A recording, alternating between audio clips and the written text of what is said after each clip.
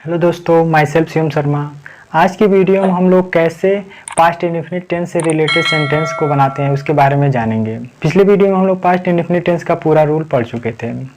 जैसे यहाँ पे सेंटेंस को सबसे पहले पहचानना आना चाहिए कि कौन सा सेंटेंस कैसे हम लोग बनाते हैं, उसका स्ट्रक्चर याद होगा तो ये सेंटेंस सारे इजिली इंग्लिश में ट्रांसलेट हो जाएंगे। जैसे फर्स्ट सेंटेंस दिया है, उसने पुस्तक नहीं खोली। तो ये कौन सा सेंटेंस है? ये निगेटिव सेंटेंस है क्योंकि इसमें नहीं शब्द दिया है। तो हम लोग कैसे बनाते हैं? सब्जेक्ट बनाते हैं। सबसे पहले हम लोग सब्जेक्ट बनाते हैं, फिर डिड नॉट का यूज करते हैं, फिर वर्ब की फर्स्ट फॉर्म का प्रयोग करते हैं, फिर ऑब्जेक्ट का यूज करते हैं, फिर अदर वर्ड यूज करते हैं। तो यहाँ पे सब्जेक्ट क्या है? उसने का हो जाएगा ही। फिर यहाँ पे डिड नॉट का यूज करना है, फिर डिड नॉट हो गया। फिर वर्ब की फर्स्ट फॉर्म, वर्ब इसमें क्या है? खोलना, तो हो जाएगा ओपन। ऑब्जेक्ट क्या है इसमें? पुस्तक है, तो बुक हो जाएगा। He did not open book. तो इस तरीके से पूछे जाते हैं। इसके बाद से सेकेंड सेंटेंस दिया है, वह सत्य बोलता था। तो ये कौन सा सेंटेंस है? ये अफर्मेटिव सेंटेंस है। अफर्मेटिव सेंटेंस में हम लोग सेकेंड फॉर्म का यूज करते हैं। तो यहाँ पे हो जाएगा ही। सबसे पहले सब्जेक्ट बनाते हैं, फिर वर्ब की सेकेंड फॉर्म लिखते हैं। तो बोलना का हो जाएगा स्पीक। देखिए स्पीक होता है फर्स्ट फॉर्म, स्पोक होता है third form, second form spoken होता है थर्ड फॉर्म। तो यहाँ पे सेकेंड फॉर्म का यूज करना है,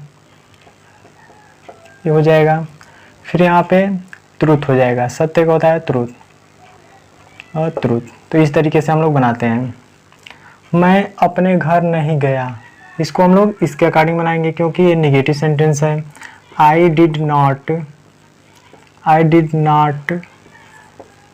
गो टू माई होम। ऑब्जेक्ट क्या था? अपने घर। इसके बाद से नेक्स्ट है, मरीज ने दवाई नहीं खरीदी। ये भी निगेटिव सेंटेंस है, बनेगा patient did not by the medicine. इसके बाद से नेक्स्ट सेंटेंस दिया है, क्या वह पैदल चलता था। तो ये कौन सा सेंटेंस है? ये इंट्रोगेटिव सेंटेंस है। और इंट्रोगेटिव सेंटेंस में मैंने फर्स्ट रूल में बताया था, जब वाक्य की शुरुआत क्या शब्द से होती है तो वहाँ पे हम लोग हेल्पिंग वर्ब से बनाना स्टार्ट करते हैं। तो यहाँ पे हेल्पिंग वर्ब क्या है? डिड। तो यहाँ पे इस तरीके से बनाएंगे, did he walk on foot. On foot का मतलब होता है पैदल, ऑन फुट क्वेश्चन मार्क। इसके बाद नेक्स्ट सेंटेंस दिया है, क्या रमेश ने उस लड़के को मारा।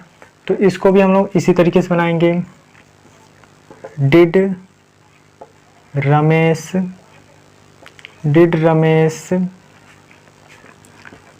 बिट, मारना का होता है बिट टू दैट बॉय। क्या हो जाएगा?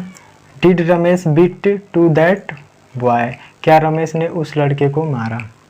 इसके बाद से नेक्स्ट सेंटेंस दिया है,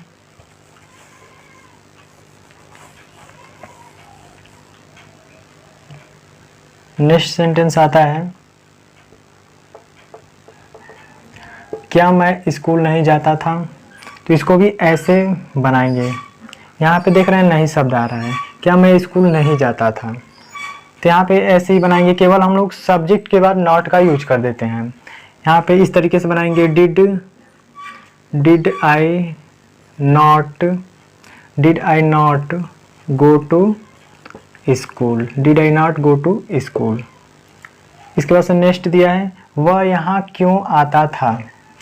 तो मैंने रूल नंबर सेकेंड में बताया था, जब प्रश्नवाचक शब्द वाक्य के बीच में आ जाए तो वहाँ पे हम लोग क्वेश्चन वर्ड से बनाना स्टार्ट करते हैं। तो यहाँ पे क्वेश्चन वर्ड क्या है? क्यों। तो यहाँ पे लिख देंगे why did he come here. आगे ये भी इसी तरह दिया है, तुम मुझे क्यों नहीं पढ़ाते थे। यहाँ पे केवल नहीं शब्द आ गया है, इसमें ऐड हो गया है। तो मैंने बताया था कि जब इस तरीके का सेंटेंस आता है तो सब्जेक्ट के बाद हम लोग नॉट का यूज कर देते हैं। फिर वैसे ही सिमिलरली बना देते हैं। तो यहाँ पे हो जाएगा why did you not teach me, why did you not teach me, तुम मुझे क्यों नहीं पढ़ाते थे, इस तरीके से बनेगा। इसके बाद से लास्ट सेंटेंस आता है हम वहाँ क्यों नहीं पढ़ाते थे, तो ये भी बनेगा why did we not teach, why did we not teach there, why did we not teach there, हम वहाँ क्यों नहीं पढ़ाते थे। तो इस तरीके से सेंटेंस आते हैं पास्ट इंडेफिनिट टेंस में और इस तरीके से हम लोग ट्रांसलेट करते हैं। आई होप आप लोगों को समझ में आया होगा। अगर आप स्क्रीनशॉट लेना चाहते हैं तो स्क्रीनशॉट ले सकते हैं। नेक्स्ट वीडियो में हम लोग पास्ट कंटिन्यूअस टेंस के बारे में पढ़ेंगे।